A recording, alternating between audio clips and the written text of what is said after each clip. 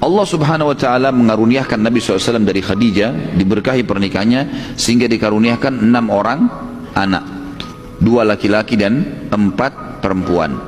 Laki-laki yang sudah jelas Qasim, makanya julukan Nabi SAW Abul Qasim. Dan Qasim meninggal, yang lebih kuat riwayat sebenarnya dikatakan masih kecil, tapi ada riwayat menjelaskan pada meninggal di umur dia sudah bisa menunggangi kuda, dan itu di zaman dulu sekitar umur 7 sampai 8 tahun. Kemudian Abdullah menikah di umur sekitar 2 tahun ke bawah. Lalu kemudian 4 anak perempuan Nabi SAW, Ruqayyah, Ummu Kalthum, Zainab dan Fatimah radhiyallahu anhum ajma'in, ini semua adalah hidup bersama Nabi SAW, dan akan kita sebutkan nanti mereka termasuk adalah orang-orang yang beriman kepada baginda Nabi SAW. Sebagian orang ada yang keliru teman-teman dalam memahami poin mengenai nama anak Nabi SAW. Seperti misalnya mereka menambahkan, mengatakan anak Nabi ada namanya Toha dan Tayyibah, dan ini keliru teman-teman. Kenapa? Karena Toha dan Tayyibah adalah julukan untuk anak Nabi Abdullah, jadi bukan anak lain. Makanya ahli sejarah Sunnah wal Jamaah sepakat mengatakan anak Nabi SAW cuma 2 laki-laki. Itu nanti ada anak yang lain dari Maria, Ibrahim, itu kan. Tapi itu nanti. Yang jelas fase Mekah ini adalah 2 anak laki-laki dan dua-duanya meninggal. Dan julukan Abdullah ini punya julukan Toba dan Tayyibah. Maria ini akhirnya memiliki anak namanya Ibrahim, dan Ibrahim meninggal juga di umur 2 tahun. Maaf, belum 2 tahun, 1 tahun lebih, masih masa menyusui. Karena ada hadis Nabi SAW berbunyi mengatakan, sesungguhnya Allah memberi Ibrahim, anak ini yang baru meninggal, pengganti penyusu di surga. Ya, itu bahasa Nabi SAW tentang masalah itu. Tentu setelah menikahnya Nabi SAW dengan Khadijah, maka kedudukan beliau makin mulia. Ya. Dan sekarang Nabi SAW pindah dari fase kehidupan yang susah bersama Abu Talib tadi, sudah merasakan bagaimana kehidupan miskin, gitu kan? Bagaimana merasakan hidup kerja keras, gitu kan? Dan sekarang pindah ke fase kehidupan orang terkaya di Mekah. Jadi Nabi SAW sudah lalui semuanya nih. Hidup susah, hidup bekerja. Sekarang ini orang terkaya di Mekah yang menjadi istri beliau. Rumahnya sangat mewah, segala macam ada. Nabi SAW juga sudah melalui fase kehidupan itu. Ya. Baik, kita akan masuk teman-teman sekalian. Kejadian yang lain adalah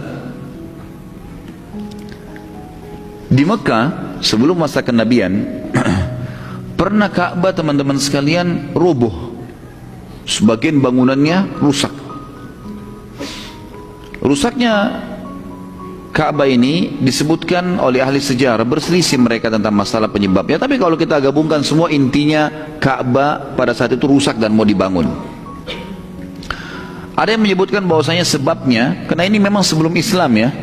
Jadi memang dilihat fase-fase sejarah sebelum Islam gitu. Maka Mekah sempat tertimpa banjir yang besar pada saat itu. Dan ini juga memang kita perlu tahu, Ka'bah itu berada di lereng gunung dan dihimpit oleh gunung. Makanya kalau tidak salah tahun 1940 sekian itu pernah hujan lebat Mekah dan akhirnya banjir juga, karena lembah, memang lembah, mudah banjir di situ ya. Ini penyebab yang pertama yang disebut oleh ahli sejarah. Penyebab yang kedua adalah ada seorang wanita dari penduduk Mekah, dia membawa dupa, tempat bakaran dupa yang ada bara apinya, kemudian dia bawa, niatnya ingin mewangikan orang lagi tawaf gitu kan. Tapi rupanya waktu dia mendekati Ka'bah, barangnya itu tumpah, jatuh, dan Ka'bah waktu itu ada kiswah, sehingga terbakar kiswah tersebut, dan akhirnya susah untuk dipadamkan lagi, karena di Mekah tidak semudah itu mendapatkan air gitu kan. Maka terbakarlah dan rubuhlah sebagian bangunannya. Penyebab yang ketiga adalah banyaknya kiswah yang ditimpakan di atas Ka'bah.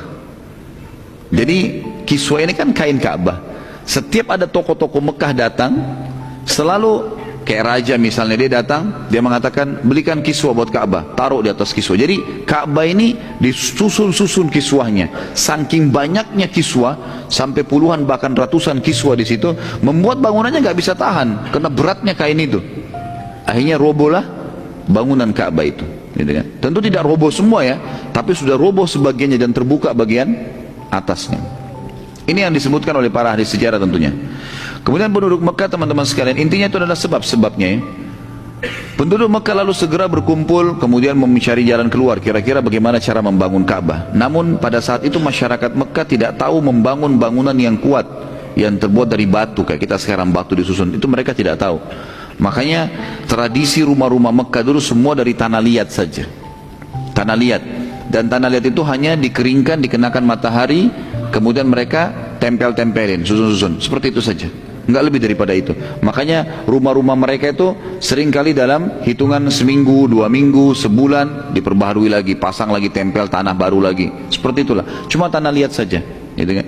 Dan di atas, di bagian atap itu tidak ada yang ditutup. Enggak ada bagian atap. Mereka hanya meletakkan pelapa-pelapa kurma saja. Pelapa-pelapa kurma saja. Baik. Pada saat itu teman-teman sekalian, ini tentu yang dinukil oleh para ahli sejarah ya tentang masalah itu, tapi intinya mereka tidak bisa membangun dengan batu, dan juga mereka tidak tahu bagaimana menguatkan bangunan dengan kayu. Padahal kayu-kayu juga bisa didatangkan, tapi mereka tidak bangun pada saat itu. Para pemuka Mekah coba mencari informasi bagaimana caranya supaya kita buat bangunan yang kuat, jangan seperti rumah-rumah kita ini. Dan mereka setelah mencari informasi bagaimana membangun dengan batu, mereka tidak temukan satupun ada, kalau kita sekarang insinyur yang bisa membangunnya. Kemudian juga mereka tidak punya kayu. Ada seseorang dengan hikmah Allah mendengar bahwasanya ada kapal kayu besar tenggelam. Kapal itu semua penumpangnya mati, nggak ada lagi pemiliknya, gitu kan.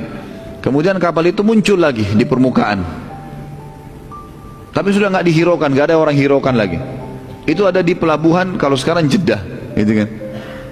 Mereka mendengar karena Jeddah sudah ada, gitu kan, dari zaman dulu. Orang-orang Quraisy kalau mau ke negeri Syam, mau ke Afrika, mereka menyeberang dari situ. Maaf, bukan ke negeri Syam ya, ke Afrika. Maka pada saat itu pun mereka sepakat mendatangi siapa yang bertanggung jawab tentang kapal itu, cari-cari informasi, masih ada ahli warisnya, pemilik kapal itu. Ditanyalah, kami ingin mau mengambil kayu-kayunya, bagaimana? Mau dijual, mau di apa ini? Oh enggak usah, kami hibahkan saja, silakan. Maka kayu-kayu itu diambil oleh orang-orang Quraisy, dibawa ke Mekah untuk dipakai pondasi Ka'bah. Kemudian dengan hikmah Allah juga, ada seorang penduduk Mekah datang dari luar Mekah, dia membeli seorang hamba sahaya di pasar hamba sahaya dari Afrika orang ini, dan kebetulan orang ini mahir dalam membangun susunan batu. Maka dengan kejadian ini termudahkanlah urusan mereka, gitu kan? Kayu sudah ada, kemudian ada orang yang bisa membuat cetakan-cetakan batu yang diambil dari mengambil batu-batu gunung, kemudian bagaimana cara menempel batu satu sama yang lain. Maka mulailah mereka akan membangun